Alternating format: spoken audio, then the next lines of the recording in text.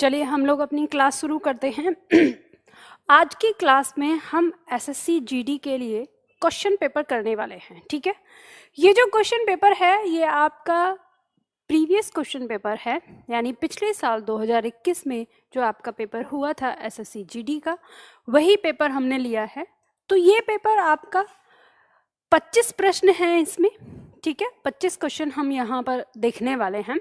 पर अब इस बार जो हमारी परीक्षा आएगी उसमें हमारे 20 क्वेश्चन आते हैं। ठीक है, कोई बात नहीं, 5 क्वेश्चन कम ही हुए हैं तो हम ज़्यादा पढ़ लेंगे तो कुछ बिगड़ेगा नहीं, तो हम इसमें उसी का अध्ययन करेंगे। अब ये भी जानेंगे कि हमारी परीक्षा में किस तरह के प्रश्न आते हैं, वो भी हम यहाँ समझने की कोशिश करेंगे। ठीक है, तो हम लोग शुरू करेंगे। अब इसमें एक चीज़ और आपको समझना है कि ये जो हमारे 20-20 करके 80 क्वेश्चन हमारे आए हैं परीक्षा के लिए, इन 80 क्वेश्चन को करने के लिए हमें केवल 60 मिनट का समय दिया गया है। मतलब कि लगभग 45 सेकंड के आसपास हमें एक प्रश्न के लिए मिलता है। तो ध्यान दीजिएगा, हम लोग इसी रफ्तार से इसको करने की कोशिश करेंगे। आज की क्लास में मैं आप लोगों को बताऊंगी कि हम किसी प्रश्न को कैसे हल करते हैं और हमें कैसे इन प्रश्नों को हल करना होगा। तो आप लोग जो आंसर देना चाहेंगे तो आप क्वेश्चन संख्या को लिखकर, जो प्रश्न संख्या है उसे लिखकर उसका उत्तर अपने पास दे सकते हैं कि क्या आपने सही दिया या नहीं। ठीक है, मैं साथ में आंसर बताती जाऊंगी, एक्सप्लेन भी कर दूंगी आपको कैसे आपको उसे करना है। ठीक है, तो हम लोग शुरुआत करते हैं। पहला प्रश्न हमारे सामने आता है, दिया है कि दिए गए वाक्य में रेखांकित खंड को प्रतिस्थापित करने के लिए सबसे उपयुक्त विकल्प का चयन करें। यदि इसे प्रतिस्थापित करने की आवश्यकता नहीं है तो विकल्प किसी बदलाव की आवश्यकता नहीं है का चयन करें। इसका कहने का मतलब है, देखो प्रतिस्थापित शब्द दिया है। प्रतिस्थापित का मतलब होता है किसी चीज के स्थान पर किसी दूसरी चीज को रखना ही प्रतिस्थापन कहलाता है। तो यहाँ पर आपको जो पॉइंट दिया है कि शाम बेटे को पत्र लिखा, यहाँ पर जो शब्द दिया है वो है शाम। ठीक है, अब ये जो शाम दिया है, इस शब्द के स्थान पर आपको इनमें से किसी एक ऑप्शन को चुनना होगा। दिया है शाम ने, शाम को, शाम से। तो अब यहाँ पर हमें एक चीज आती है कि अगर हम इसे श्याम शब्द जो नाम होता है उसकी बात करें तो वो ये होता है, लेकिन यहाँ पर जो ये शाम दिया है, इस शाम का मतलब इवनिंग, यानी अंग्रेजी भाषा में हम इवनिंग कहते हैं, तो हमें वो समझ में आ रहा है। तो इसमें हम क्या उत्तर दें? तो यानी जो हमारा शाम शब्द होता है जिसे हम इवनिंग कहते हैं अंग्रेजी भाषा में, वो होता है समय। और समय को दिखाने वाला जो हमारा कारक चिन्ह होता है वो अधिकरण में आता है। अधिकरण का कारक चिन्ह में हम यहाँ पर खोजते हैं। अगर हम ये कहें कि भाई शाम में बेटे को पत्र लिखा, तो तब हम कह सकते हैं, लेकिन मैं यहाँ पर नहीं है, तो अब हम यहाँ पर समझ लेंगे कि इसका मतलब यहाँ ये किसी का नाम दे दिया है, और नाम दे दिया है तो लिखने वाला जो है वो हो गया कर्ता, और कर्ता के साथ कारक चिन्ह आता है ने, तो इसलिए इसका उत्तर जो है वो शाम ने आ जाएगा। ठीक है, ए इसका उत्तर हो जाएगा। ऐसे आपको समझना है। नेक्स्ट प्रश्न आता है, ऊपरी दिखावे के रूप में होने वाला, इसके लिए एक शब्द हम क्या कहेंगे? ऊपरी दिखावे के रूप में होने वाला, यानी दिखावे को हम क्या कहते हैं? ऑप्शन हमारा दिया है अनौपचारिक, उल्लेखनीय, औपचारिक और आधिकारिक। ना ही तो हम आधिकारिक कहते हैं ना उल्लेखनीय कहते हैं। अनौपचारिक का मतलब होता है दिखावा नहीं करना, तो ये कट जाएगा। औपचारिक का मतलब होता है दिखावा करना, दिखावे के लिए काम करना, तो ये हो जाएगा औपचारिक। ठीक है, इस तरह से हम इसका आंसर लेंगे। आगे बढ़ते हैं। अगला प्रश्न है, गीदड़ भभकी। गीदड़ भभकी मुहावरे का अर्थ बताना है। पहला ऑप्शन कहता है धोखा देने का प्रयास, बी ऑप्शन कहता है जान से मारने की धमकी, सी ऑप्शन कहता है झूठी धमकी, और डी ऑप्शन कहता है अपशब्द कहना। आपको पता है गीदड़ भभकी का मतलब होता है किसी को दिखावटी धमकी देना या झूठी धमकी देना, तो आपको आंसर मिल गया। सी आंसर इसका हो जाता है, यही इसका आंसर होगा। ठीक है, मुहावरे याद करोगे तो समझ में आएगा। आगे बढ़ते हैं। अगला प्रश्न कहता है यहाँ पर, रिक्त स्थान भरने के लिए सबसे उपयुक्त शब्द का चयन करिए। दुकान से 2 किलो मिठाई ... लो। अब आपको क्या कहना है, यहाँ रिक्त स्थान दिए हुए स्थान में इन चारों में से एक शब्द को भरना है। तो आप चारों शब्दों को बारी बारी से भर के देख लीजिए, जो उचित लगता है आपको वही रिक्त स्थान होना चाहिए, ठीक है, मतलब रिक्त स्थान में आना चाहिए। तो हम कहेंगे कि दुकान से 2 किलो मिठाई मांग लो, मांगना नहीं होगा, कट जाएगा। दुकान से 2 किलो मिठाई भर लो, भरना नहीं कहेंगे, दुकान से ऐसे थोड़ी ना कि माल बिखरा पड़ा है भर लो, है ना। दुकान से 2 किलो मिठाई खरीद लो, ये ज़्यादा सही है, और दुकान से 2 किलो मिठाई प्राप्त कर लो ये गलत है। तो हमारा आंसर हमें मिल जाता है, सी आंसर हो जाएगा। बहुत आसान है, सरलता से कर सकते हैं आप। नंबर 5 कहता है दिए गए वाक्य का वह भाग ज्ञात करें जिसमें कोई त्रुटि है। यदि कोई त्रुटि नहीं है तो कोई त्रुटि नहीं है चुने, ठीक है। अब हमें यहाँ पे वाक्य दिया हुआ है, हमें भोग विलास के लिए धन नष्ट न करना चाहिए। यहाँ शब्द दिया है हमें भोग विलास के लिए धन नष्ट न नहीं आएगा, न का नहीं, यहाँ पर नहीं का प्रयोग होना चाहिए कि हमें भोग विलास के लिए धन नष्ट नहीं करना चाहिए। तो हमारा जो वाक्य है वो क्या हो गया, इसमें जो अशुद्धि है वो बी में है, तो 2 इसका आंसर हो जाएगा, ठीक है।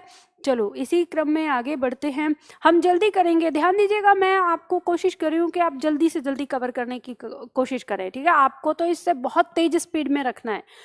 सम्मुख का विलोम शब्द होगा। सम्मुख शब्द का मतलब होता है कि सामने की ओर मुख, और इसका विलोम हो जाएगा तो विलोम हो जाएगा विमुख। विमुख का मतलब होता है जिसका मुख दूसरी ओर हो। सम्मुख का मतलब हो गया जिसका मुख उस ओर हो, और विमुख का मतलब जिसका मुख दूसरी ओर हो, तो इसका विलोम हो गया, ठीक है। प्रमुख शब्द का मतलब हो जाता है प्रधान, उन्मुख का हो जाता है जो उधर की तरफ ना हो, ठीक है। तो ये हमारे कट जाएंगे तीनों, और हमें पता है कि ये हमारा आंसर हो जाएगा। आगे बढ़ते हैं, अगला प्रश्न आता है, प्रश्न संख्या 7। सही वर्तनी वाला शब्द चयन करना है। सही वर्तनी वाले शब्द का चयन करना है।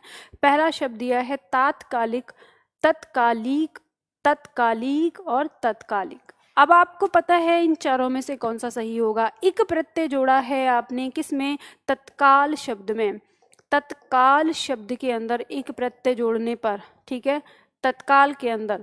तो अब आप यहाँ पे देखते हैं कि एक दिया है, तो सबसे पहले देख लो छोटी ई की मात्रा होगी। जहां जहां छोटी ई की मात्रा नहीं है ये कट जाएगा, ये कट जाएगा, अभी 2 बचा।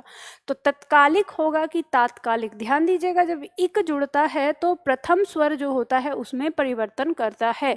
तो प्रथम स्वर क्या हो जाएगा, बड़ा हो जाएगा, तो ये कट गया। आंसर जो है आपका तात्कालिक हो जाएगा, ठीक है, ये आ गया।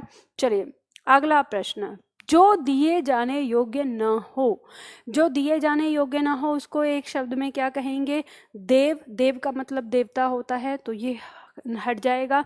अदेय का मतलब नहीं दिया जाने वाला, तो अदेय ही इसका आंसर हो जाता है, बी इसका आंसर है। अज्ञेय का मतलब नहीं जानने वाला, हट जाएगा। गेय का मतलब गाने वाला, हट जाएगा, ठीक है। इस तरह से आपका जो प्रश्न है वो क्या हो जाएगा, बी हो जाएगा, अदेय।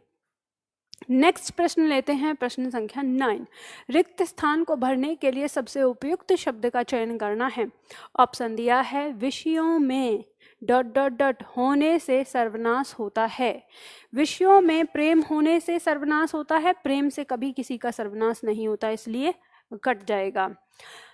विषयों में आसक्ति होने से सर्वनाश होता है। आसक्ति का मतलब होता है किसी चीज में बुरी तरह से लगा हुआ, और जब हम किसी चीज में बहुत बुरी तरह से लग जाते हैं तो सर्वनाश होता है, इसलिए आसक्ति आएगा।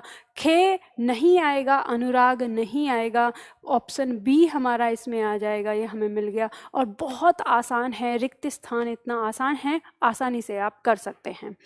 अगला आता है, अब अगले से पहले आप लोगों की जानकारी के लिए बता दूं, आप अगर क्रैश कोर्स लेना चाहते हैं SSCGD के लिए तो सामान्य लाइव बैच पर जाइए। ये बैच आपको दिया हुआ है SSCGD का, आप ये ले सकते हैं। और जो छात्र SSCGD की तैयारी नहीं कर रहे हैं, वो किसी और दूसरे एग्जाम की तैयारी कर रहे हैं, उनको बैच लेना है तो वो बैच नया शुरू हो रहा है आपका 23 नवंबर से 11:30 बजे, तो इस बैच को ले सकते हैं। अधिक जानकारी के लिए दिए हुए नंबर पर आप कॉल कर सकते हैं। चलिए आगे अगला प्रश्न लेते हैं फटाफट से।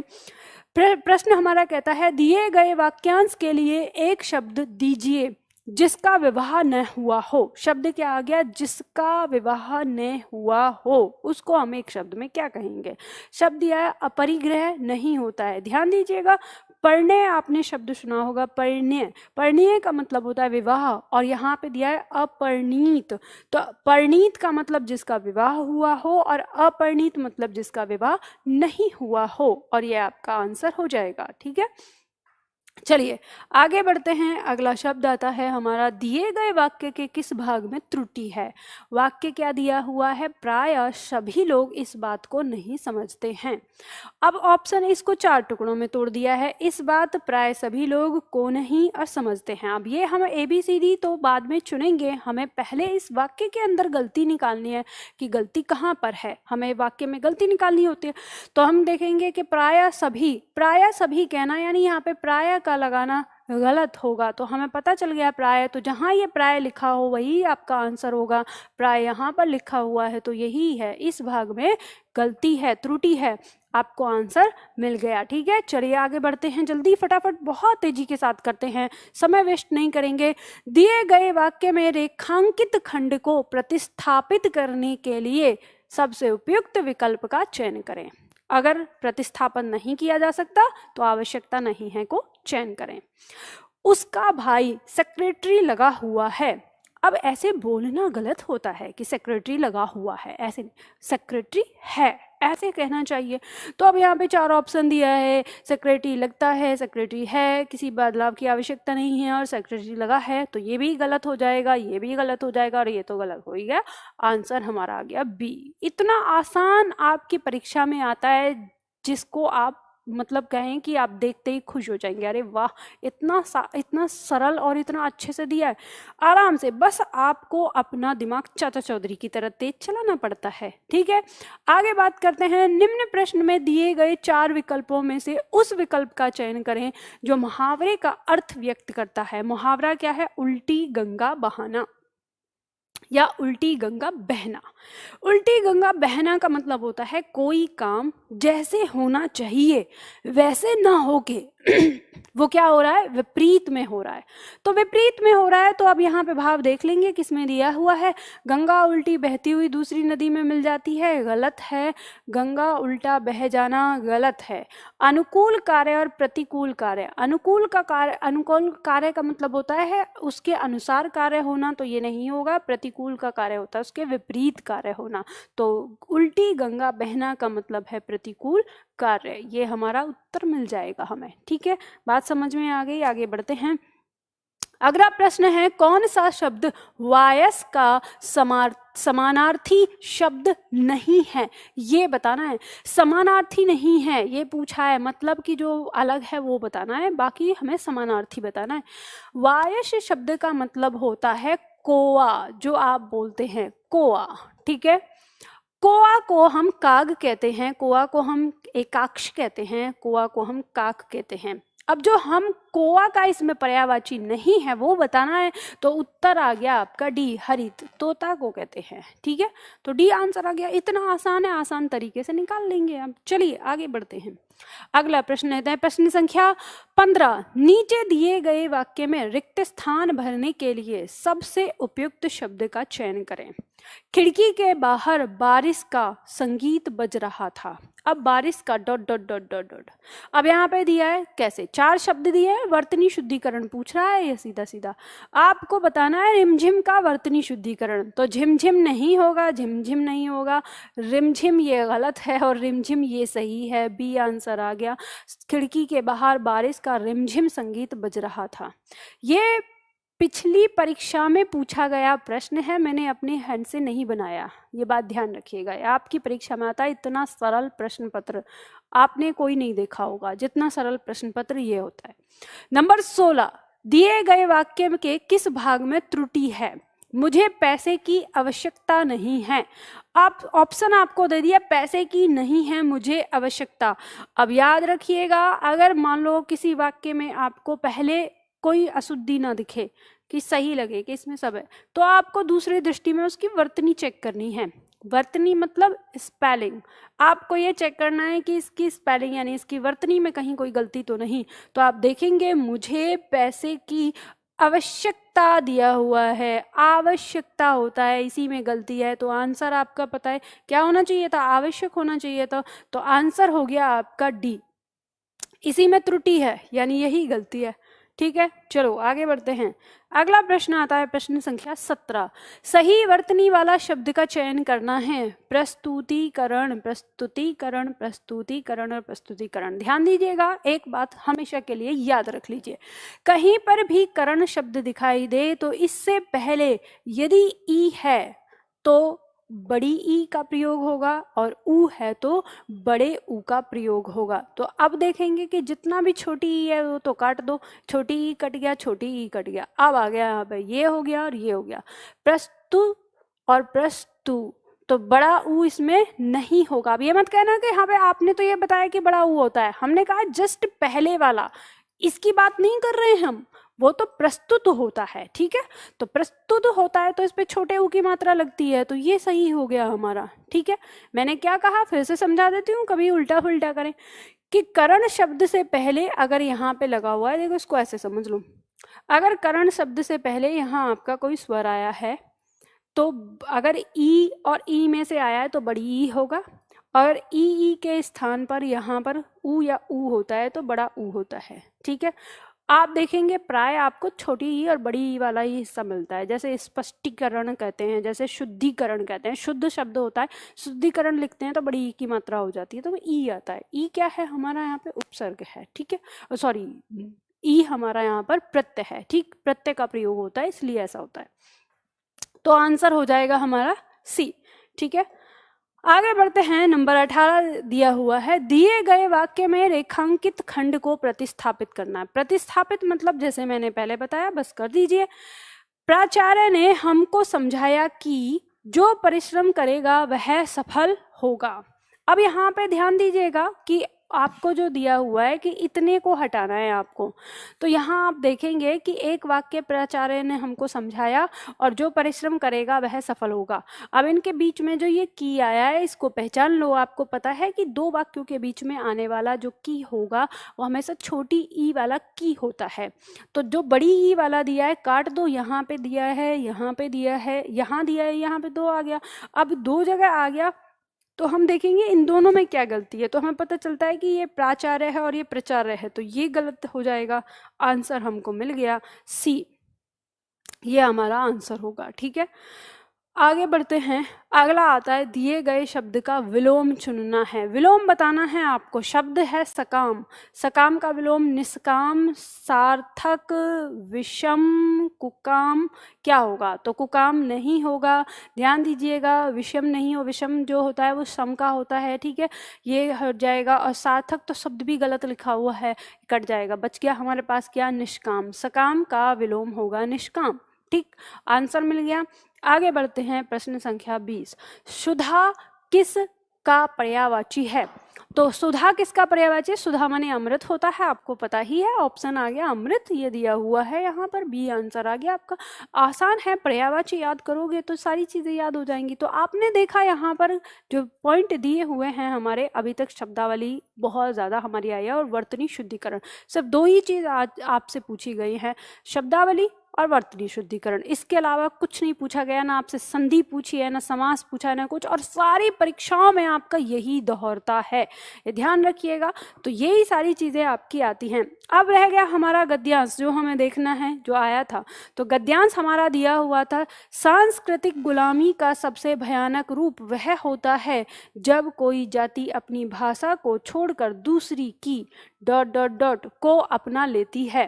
अब देखो यहाँ पे आपको इसको पहचान करनी है। जब ये आपका गद्यांश होगा, आपका गद्यांश हर पंक्ति के साथ दिया हुआ होगा, समझ गए ना? यानी हर जो भी देंगे की संख्या है। इसका प्रश्न कैसे आता है वो देख लेते हैं। वो गद्यांश जो आपका रिक्त स्थान वाला होता है वो करना बहुत आसान होता है, कुछ नहीं होता उसमें। चार ऑप्शन में से चारों ऑप्शन को रखकर देख लो सही कौन सा है, वही आंसर लगा दो। जैसे प्रश्न आएगा इस तरह से कि गद्यांश के रिक्त स्थान एक के लिए सर्वाधिक उपयुक्त शब्द बताना है। अब आपने क्या पढ़ा यहाँ पर? आपने पढ़ा कि सांस्कृतिक गुलामी का सबसे भयानक रूप वह होता है जब कोई जाति अपनी भाषा को छोड़कर दूसरे की क्या अपना लेती है। आगे दिया है क्या अपना लेती है? दूसरे की रचना अपना लेती है, कट गया। शैली अपना लेती है, कट गया। कला अपना लेती है, नहीं, दूसरे की भाषा अपना लेती है। ठीक है, क्या आ गया आंसर? भाषा। आगे क्या बोलता है? अपना लेती है और उसी में तुतलाने को अपना डॉट डॉट डॉट मानने लगती है। क्या मानने लगती है? अब देखेंगे अगला प्रश्न। अपना क्या?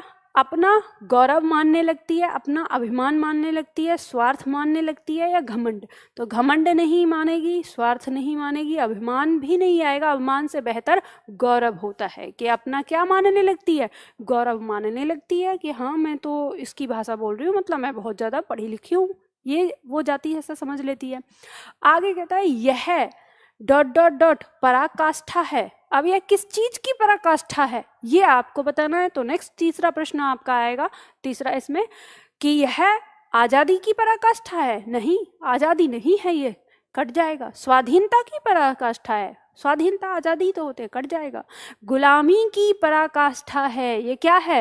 यानी अपनी भाषा को छोड़कर किसी की भाषा को अपनाना और उसी में अपना गौरव समझना, ये गुलामी की पराकाष्ठा है।